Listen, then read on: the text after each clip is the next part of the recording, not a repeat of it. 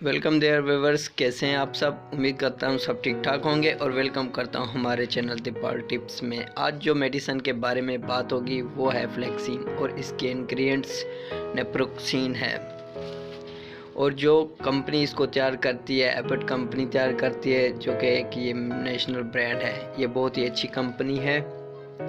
Dear friends, detail में जाने से पहले जिन दोस्तों ने हमारे चैनल को सब्सक्राइब नहीं किया तो वो कर लें और साथ ही बेल आइकन को भी प्रेस कर दें ताकि हमारी मेडिसिन के मुतालिक जितनी भी इंफॉर्मेशन है आपको मिलती रहे। फ्रेंड्स, फ्लेक्सिन टैबलेट ज़्यादातर दर्दों के लिए इस्तेमाल किया जाता है और ये टैबलेट एक अलास्ट्रो टू दी माइंड सोजिश दवा है। ये ऐसे हार्मोन्स को कम करके काम करता है जो जिस्म में सोजिश और दर्द का बायस बनते हैं। डियर फ्रेंड्स, फ्लेक्सिन टैबलेट मुख्तलिफ दर्दों में हम यूज़ कर सकते हैं। हेडेक, सर दर्द, शदीद माइग्रेन जो सर दर्द होता है उसमें आप इस्तेमाल कर सकते हैं, बहुत ही बेनिफिट होता है। मसल्स पेन यानी कि पट्ठों में दर्द हो जाए उसके लिए भी इस्तेमाल कर सकते हैं। दांतों के दर्द के लिए भी मुफीद है और जोड़ों के दर्द के लिए भी मुफीद है। अगर जोड़ों में सोजिश हो जाए उसके लिए भी मुफीद है। हैज़ पीरियड का दर्द हो उसके लिए भी मुफीद है।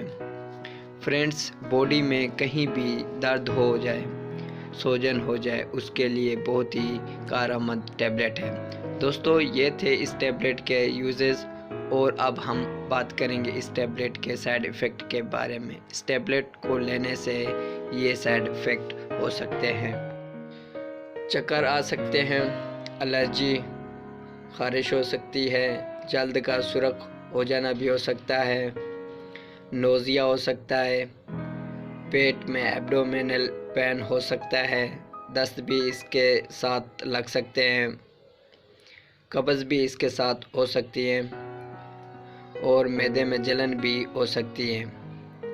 ये थे इस टैबलेट के साइड इफ़ेक्ट। डियर व्यूअर्स, अब हम आते हैं कॉन्ट्रा इंडिकेशन की तरफ। जिन मरीज़ का दिल का बाईपास किया हुआ हो वो इस्तेमाल नहीं कर सकते।